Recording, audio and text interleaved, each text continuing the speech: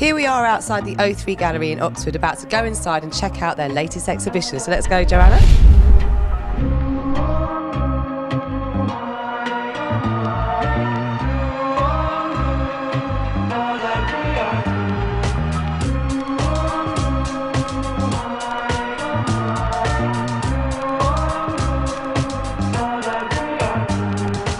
The gallery started just over 6 years ago when Oxford Prison was redeveloped into Oxford Castle Quarter, which is what it is now, and that's a mixture of restaurants, visitor attraction and the gallery here, which is the O3. So all of it is the original prison building, and this space used to be the old sort of activity room for the prisoners, which I think is quite appropriate as it's now an art gallery.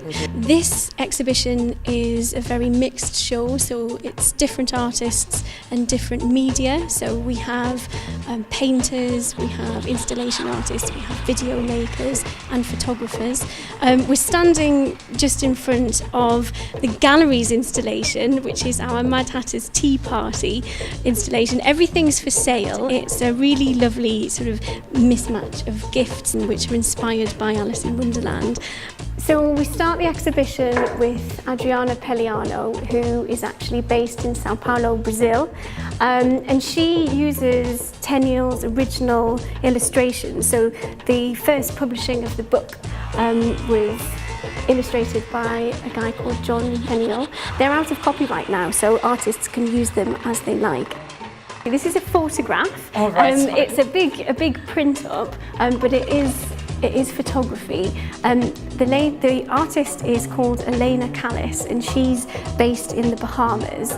Her photography, I think, is influenced by the second book, so Alice Through the Looking Glass, which you can see here very much, and again up there.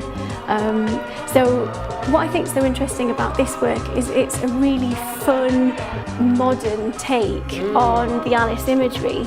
This is a performative installation. That means a collection of objects which have been sourced and put together very intricately by the artist. At the back you can see that we have different records of the Alice in Wonderland story, which are put onto the record players and then set off at different times, so you get this incredible soundscape of the story being told amidst these retro and vintage children's toys. I think possibly these might be my favourite. Alice is a grown woman.